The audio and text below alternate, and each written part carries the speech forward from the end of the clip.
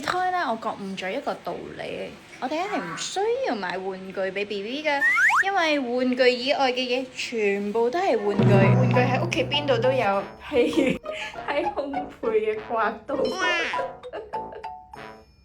你啲玩具係要成人陪同下嘅，當然嘅。譬如紙巾袋。電視機遙控。呢啲嘅聲音咧，先係最吸引 BB 嘅。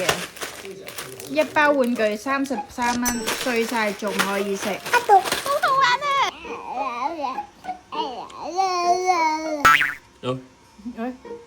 玩具係咪啊？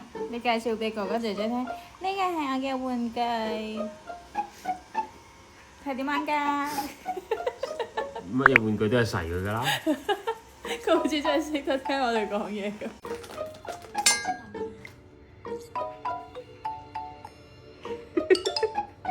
嗰隻位，預備，跑！公仔唔咬，係啊，咬乜嘢咧？佢咬張卡啊！家姐啊，弟弟咬你啲公仔啊！先至依背。唔好搶，應該放鬆。係。你食你自己啊！